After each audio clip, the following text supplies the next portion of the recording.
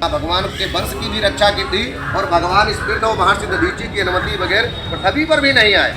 पर होता क्या है कि हम वेद और पुराणों में अब प्रचलन जो है, जैसे सत्यनारायण कथा है, उस समय नैमिषारण्य क्षेत्र हो सका था। ये नैमिष से नैमिषारण्य, तो उसमें लिखा है एकदा नैमिषारण्य शास्त्रों का दया पुलक्षमुनियम सूतम पौराणिकम खलु। एक बार नैमिषारण्य नगरी में, तो नैमिषारण्य इतना सा नहीं है साहब, इस 84 कोस की परिधि का नाम नैमिषारण्य। लोग इतने से प्लेस को समझ करके नैमिषारण्य वहाँ पहुँच जाते हैं। जैसे एक वट वृक्ष है, इसका मूल क्या है ये, और इसकी जो नई तराएं निकल रही हैं, नए वृक्ष को निर्माण करेंगी, पर मूल यही है।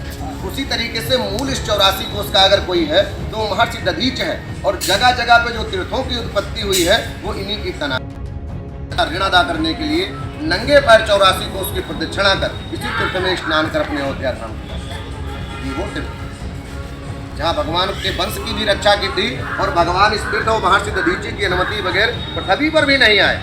पर होता क्या है कि हम वेद और पुराणों में अब प्रचलन जो है, जैसे सत्यनारायण कथा है, उस समय नैमिषारण्य क्षेत्र हो सका था। ये नैमिष से नैमिषारण्य, तो उसमें लिखा है एकदा नैमिषारण्य शास्त्रों का दया पुलक्षमुनियम सूतम पौराणिकम खलु। एक बार नैमिषारण्य नगरी में, तो नैमिषारण्य इतना सा नहीं है साहब, इस 84 कोस की परिधि का नाम नैमिषारण्य। लोग इतने से प्लेस को समझ करके नैमिषारण्य वहाँ पहुँच जाते हैं। जैसे एक वट वृक्ष है, इसका मूल क्या है ये, और इसकी जो नई तराएं निकल रही हैं, नए वृक्ष को निर्माण करेंगी, पर मूल यही है।